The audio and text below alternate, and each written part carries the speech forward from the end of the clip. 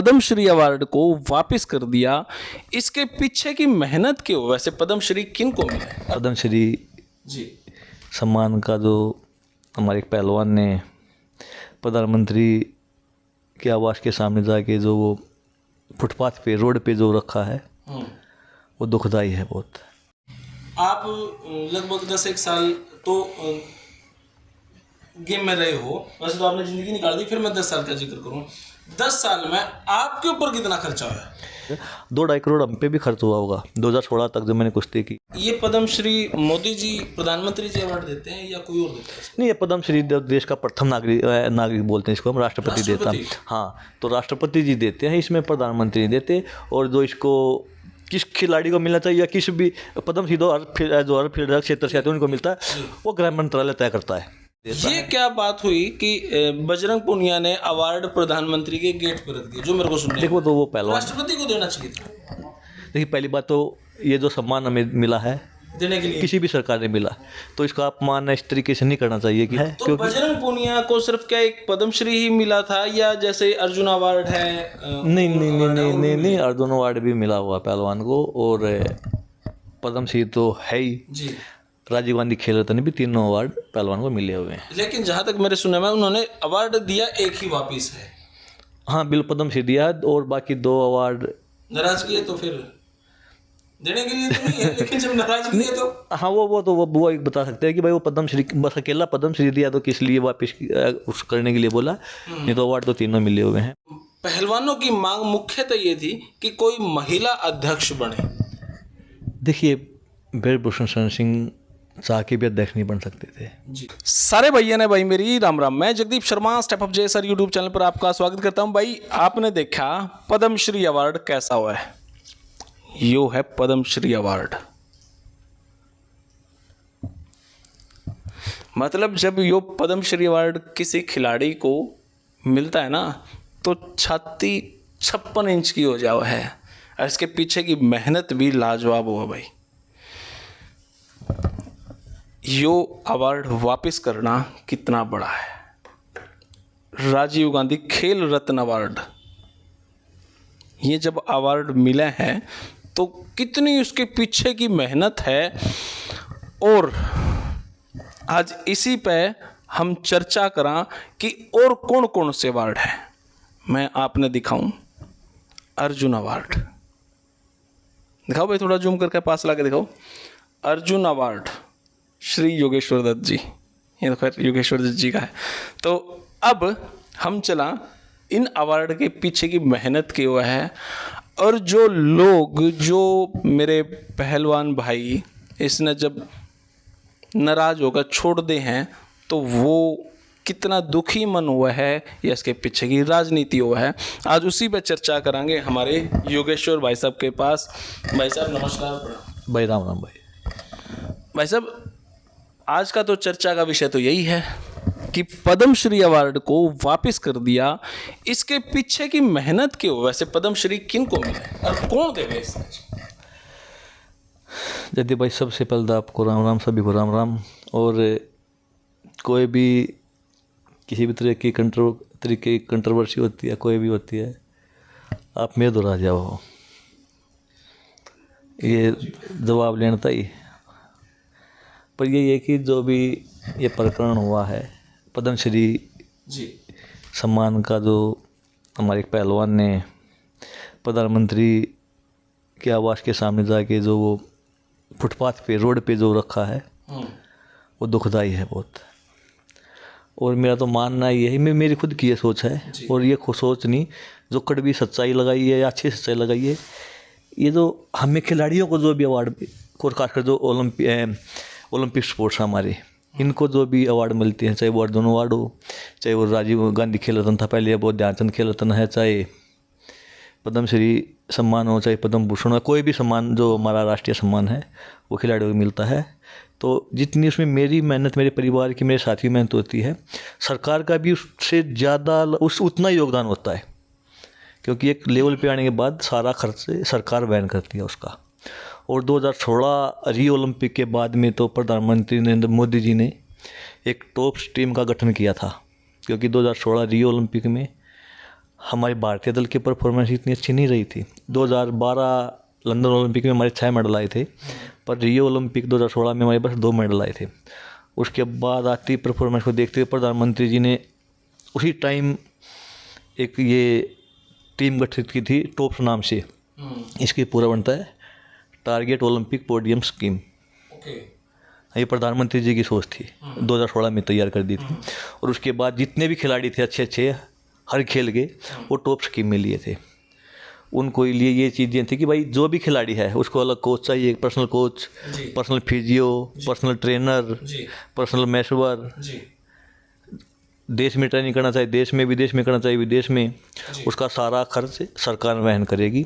उससे अलग हर महीने उसकी पॉकेट मनी के 50,000 रुपये उसके खिलाड़ी के अकाउंट में आते हैं। ये स्कीम हुई है 2017 से स्टार्ट, 16 ओलंपिक के बाद में। पर हम खिलाड़ी हैं और भी हैं। ये सोच थी, ये प्रधानमंत्री नरेंद्र मोदी जी की सोच थी कि अगर हमें मेडल जीतने हैं तो कुछ अलग करना पड़ेगा। और वो उसका नतीजा भी हमें देखने मिला 2020 ओलंपिक, टोक्यो ओलंपिक में। वैसे तो 21 में, पर वो 2020 ओलंपिक ही बोला जाएगा। हमारे 7 मेडल आए हैं। वो सरकार बहुत ज़्यादा पैसा खिलाड़ियों पे खर्च करती है। तो मतलब ये मोदी जी ने ही इस टाइप का जो बेनिफिट देना शुरू करा। 2013 के टाइम पे ऐसा नहीं था। 12 नहीं, सरकार पहले भी करती थी, ये बात नहीं कि, पर जिस तरीके से 16 के बाद में जो एक अलग तरीके से ये जो टॉप लाई है। हाँ, 2016 तक तो हमारे पास पूरी टीम के पास एक फॉरनर कोच था, पर्सनल कोच नहीं था। फिजियो भी कैंप में फिजियो होता था। सर अगर हम पर्सनल रखते हैं किसी कंपनी वगैरह तो कोई कर दे, दूसरी बात है। पर ये हमारे मतलब सरकार की तरफ से तो बस एक ही होता था, एक फिजियो पूरी टीम के लिए। 2016 के बाद टॉप स्कीम चलने के बाद जो खिलाड़ी टॉप्स में आते हैं उनके लिए ये चीज़ें थी। और मैं आपको बता दूं कि लगभग 2017 से और 2022 या 23 लगाइए आज तक लगभग 6 करोड़ रुपए खर्च इस अकेले पहलवान पे हुए हैं। एक पहलवान पे 6 करोड़ रुपए। मैं आपसे एक बात पूछूं, मैं आप लगभग 10-1 साल तो गेम में रहे हो। वैसे तो आपने जिंदगी निकाल दी, फिर मैं 10 साल का जिक्र करूं। 10 साल में आपके ऊपर कितना खर्चा हुआ? देखिए, हमारे ऊपर भी खर्च सरकार ने खूब किया। 2016 तक हमने पहलवानी की जी। तो जिस तरीके उस टाइम पे पर्सनल कोच तो नहीं होते थे, पर पूरे साल कैंप लगते थे। अब आप लगभग साल में 12 महीने में 7-8 महीने कैंप लगते थे।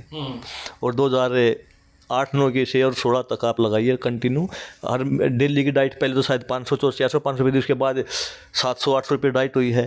तो हम पे भी खूब खर्च हुआ है। इसका हिसाब इसलिए क्योंकि टॉप्स के माध्यम से जो भी चीज़ें जाती हैं, अलग टॉप्स के जो खिलाड़ी होते हैं उनका पूरा अलग होता है। और उसमें MOC में मिशन ओलंपिक CL जो बोलते हैं, उस कमेटी में हूँ।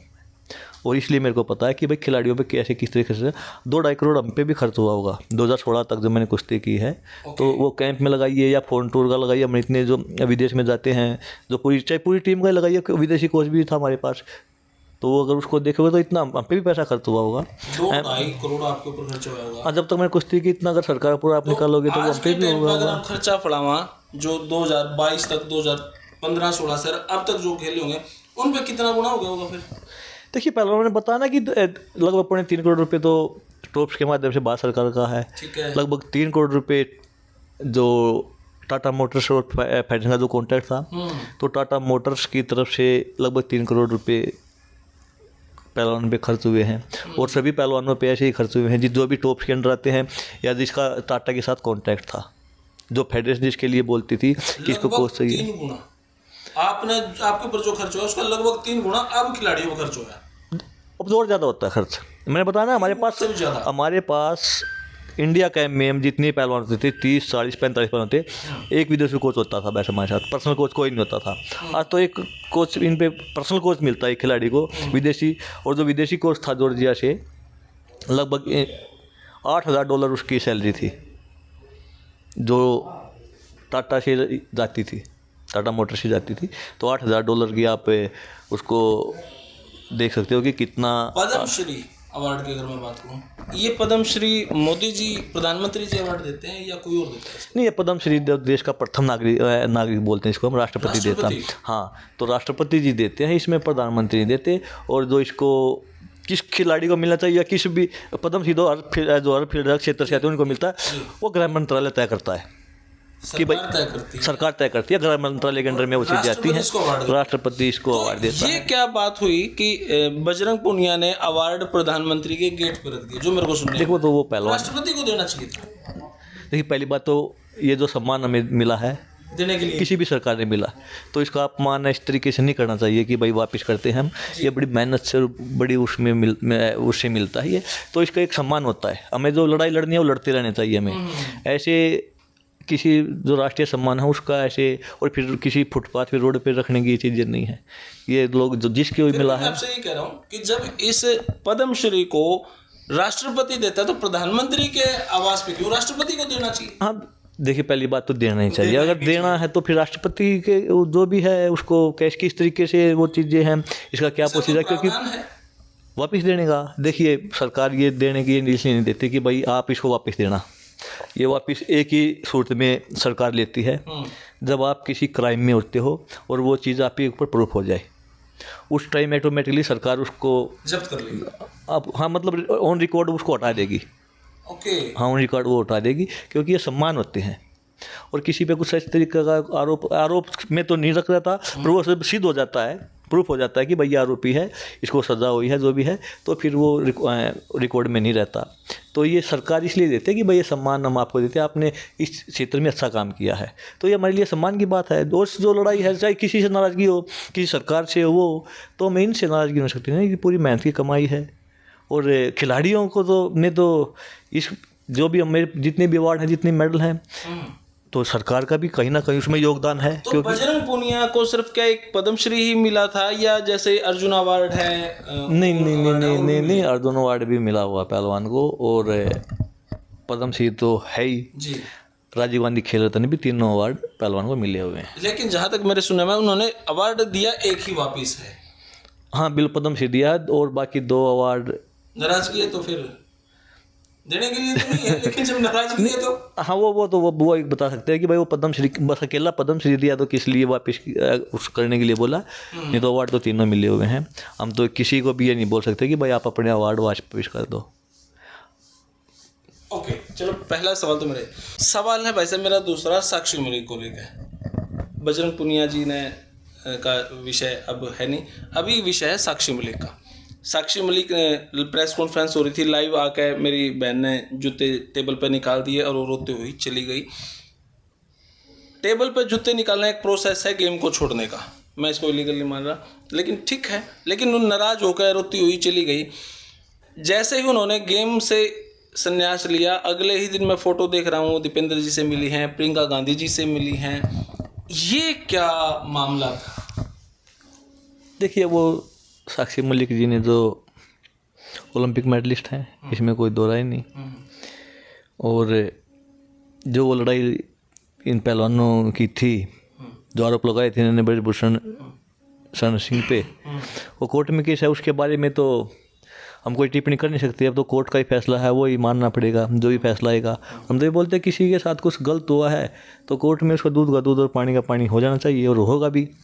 उसे अलग जो उनका संन्यास का फैसला था, वो फेडरेशन जो नई टीम गठित हुई है इसको लेकर उन्होंने ये फैसला लिया है। पर इस पूरी टीम में जो नई बॉडी बनी है भारतीय कुश्ती संघ की, तो 2 आदमी इन पहलवानों के भी हैं।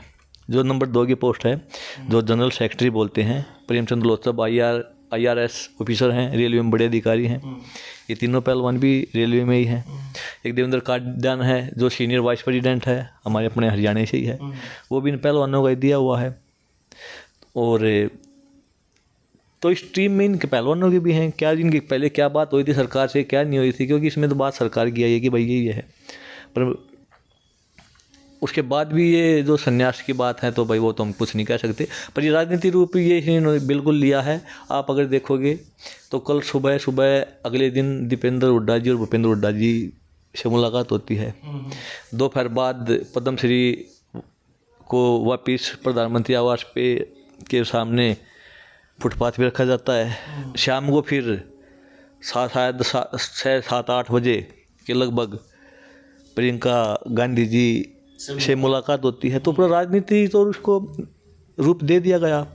उसके अलग आज सुबह सुबह मैंने देखा कि भाई जो राजस्थान के पूर्व सीएम हैं अशोक गहलोत जी, उन्होंने लोकसभा के लिए ऑफर दे दिया कि आप आइए इधर से और लोकसभा चुनाव लड़िए। तो पूरा राजनीतिक रूप है। अब अगले कल या परसों एक दिन में और क्या होगा वो तो हमें नहीं पता, पर जो भी विपक्षी पार्टियां हैं वो उन्होंने अपना खेल कर दिया। उनकी मांग थी कि भी बृजभूषण जी को अध्यक्ष नहीं बनाना, वो आपकी तरफ से सही हुआ भी वो नहीं बने, लेकिन उनके ही करीबी राइट हैंड माने संजय जी को उन्होंने बना दिया। पहलवानों की मांग मुख्यतः ये थी कि कोई महिला अध्यक्ष बने। देखिए, बृजभूषण शरण सिंह चाह के भी अध्यक्ष नहीं बन सकते थे जी, ठीक है।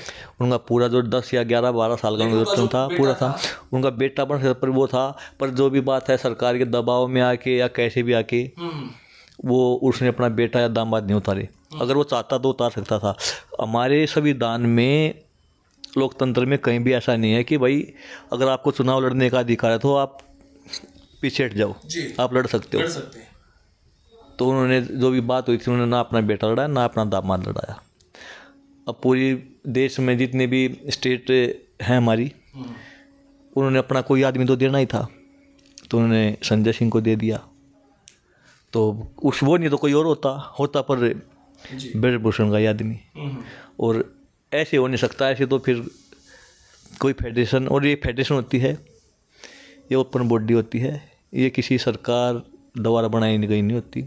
इसका सीधा तालमेल हमारी जो रेसलिंग फेडरेशन UWW से है। आपने पीछे देखा होगा कि सस्पेंड भी कर दिया था, तो उन्हें पता लगा कि यहाँ पे हिंदुस्तान में जो ये कुश्ती जो रेसलिंग फेडरेशन इसके चुनाव नहीं हो रहे, एडो कमेटी बना दी गई, तो सस्पेंड कर दिया। 3-4 कुछ टूर्नामेंट हमारे पहलवान UWW बैनर के नीचे खेले हैं। तो इसमें सबको नहीं समझ में आएंगी बातें जो मैं आपको बता रहा हूँ, बकवास भी लगेंगी, पर चुनाव की जो प्रक्रिया होती है, आप अगर गांव का आप देखिए, सरपंच मेंबर का भी चुनाव लोगों के वोटों से बनता है, तो भी वोटों से ही बने हैं। पर उसके बाद भी सरकार ने कैसे भी बात करके जो भी बैठ के सलाह मशवरा जो भी हुआ होगा, कोई बीच का रास्ता निकाला होगा, तो 2 आदमी पहलवानों के भी एडजस्ट किए हैं। और पोस्ट भी अच्छी पोस्ट है, कोई छोटी पोस्ट नहीं है। जनरल सेक्रेटरी नंबर 2 की पोस्ट है। सीनियर वाइस प्रेसिडेंट, प्रेसिडेंट के बाद सीनियर वाइस प्रेसिडेंट, प्रेसिडेंट तो कई, वाइस प्रेसिडेंट कई होते हैं, पर सीनियर वाइस प्रेसिडेंट एक ही होता है। तो ये चीज़ें भी हैं। राजनीतिक रूप तो दे दिया है भूपेंद्र हुड्डा जी और दीपेंद्र हुड्डा जी ने, और ये तो स्टार्टिंग से ही वो पहलवान अपनी लड़ाई लड़ने लगे थे कि हमारे साथ गलत हुआ है, ये अपनी राजनीतिक रोटियाँ सेक रहे थे। और अभी आगे और देखिए क्या क्या होता है। वही पूछना है आगे और क्या होगा। देखिए, हमें तो नहीं पता, क्योंकि हमारा तो किसी तालमेल है नहीं ना। हमें ये उम्मीद थी कि भाई इस तरीके से पद्मश्री वापस होंगे, कोई भी खिलाड़ी जो भी थोड़ा ठीक ठाक होगा। ये लग रहा है कुछ ना कुछ होगा बाकी। हाँ, बिल्कुल होगा। किसी के खिलाफ बयानबाजी होगी, कुछ न कुछ तो जरूर होगा इस तरीके से, अगर ये लगे हुए हैं तो। क्योंकि मुझे तो पर्सनली ये लग रहा है जैसे आज कल साक्षी मलिक ने दे दिया, हफ्ते के बाद कोई और दे देगा, 10 दिन के बाद कोई और दे देगा, और ये इस मामले को उठाने की तैयारी है। क्या राजनीतिक में ऐसा हो सकता है? आपका नजरिया? देखिए, होने को कुछ भी हो सकता है। इतनी कुछ चीज़ें हुई हैं। 11 महीने से कुश्ती बंद पड़ी थी बिल्कुल। पहलवानों को ये नहीं पता था कि हमें किससे मिलना है, क्या करना है। 1 साल से इंडिया कैंप नहीं लगे जो पहलवान के लगते। 2 साल में हमने अभी बताया कि 12 महीने में 8-9 महीना हम कैंपों में रहते थे। सरकार उस कैंप को चलाती है, सारा खर्चा सरकार वहन करती है। पूरे साल कैंप नहीं लगा कोई। पहलवानों की ट्रायल होती थी, जो एडो कमेटी बनाई, वो जिनको भी जितने भी कोशिश करते थे ट्रायल करा देते थे। पर जो कोच होते थे वो एयरपोर्ट पे मिलते थे कि भाई मैं आपका कोच हूँ। कोच का भी नहीं पता था पहलवान कि हमारे साथ कोच कौन जाएगा। अब दोबारा उसी ये था कि भाई अच्छा हुआ फेडरेशन बनी, कोई भी आई हो जाए, पहलवानों की रास्ता तो मिला। पर वो फिर हमें ये उम्मीद नहीं थी कि भाई इस तरीके से भी बातें होंगी। थोड़ा अगर साक्षी ने बोले संन्यास लेंगे हम, तो ठीक है भाई, संन्यास ले रहे हैं तो जो भी है, एक उम्र भी होती है, थोड़ा टाइम से पहले लिया होगा, वो 1-2 साल और खेल सकती थी, जो भी है ले लिया, चलो कोई नहीं। फिर उसके बाद फिर ये सबसे बड़ी ये देखो, ये जो हमारे जो सम्मान हैं जो भारत सरकार द्वारा दिए जाते हैं, ये वो वापस लौटाने गए हैं। और मैं तो ये कहूँगा कि इस तरीके की कुछ चीज़ें ना हो तो बढ़िया है। हम तो यही, और इन सभी से, हर खिलाड़ी से, हर इंसान से यही कहेंगे कि जो भी राष्ट्रीय सम्मान है वो इस तरीके से वापस नहीं होने चाहिए। तो भाई देखो, बात करें अर्जुन अवार्ड की, राजीव गांधी खेल रत्न की, पद्मश्री की, बजरंग जी ने 3 अवार्ड मिले हैं, लेकिन लौटाया एक है। अब मैं ये नहीं कहूँगा कि 2 क्यों नहीं लौटाए। अगर मैं बजरंग जी के पास होता तो मैं सवाल जरूर पूछता, भाई इसके पीछे की राजनीति क्या है, क्योंकि पद्मश्री ऐसा कौन सा अवार्ड है जो उन्होंने वापस लौटाया और बाकी नहीं लौटाए। फिर से मैं वही कहूँगा कि मैं नहीं चाहता कि पद्मश्री भी वो लौटाएं। अब आगे इस राजनीति में क्यों ना है, क्योंकि इलेक्शन बहुत पास आ चुका है, पहले एमपी का इलेक्शन है, फिर एमएलए का इलेक्शन होना है। हरियाणा की राजनीति में इन खिलाड़ियों के साथ अकेले दीपेंद्र सिंह हुड्डा, भूपेंद्र सिंह हुड्डा जी ही क्यों साथ में इनके लेके चले हुए हैं, या वहाँ से अवार्ड देके संन्यास लेके सीधा दीपेंद्र जी के संपर्क में रहना, क्या वहाँ से पहले से कोई पटकथा लिखी गई है? तो भाई मामला तो बड़ा संगीन है। अकेला नाराजगी ही ऐसा माहौल नहीं लग रहा, पर्सनली मैं ऐसा सोच रहा हूँ। राजनीति तो है, आम जनता भाई इस बारे में क्या सोचा है, कमेंट बॉक्स में ज़रूर बताओ। आपकी बात कोई राज सर की लगेगी, लॉजिकल लगेगी, तो भाई फिर उस विषय को आगे बढ़ावांगे। और फिलहाल यह वीडियो इतनी, आपने किसी लगी कमेंट बॉक्स में राय दे। तब तक के लिए धन्यवाद। जय हिंद, भारत माता की जय। धन्यवाद।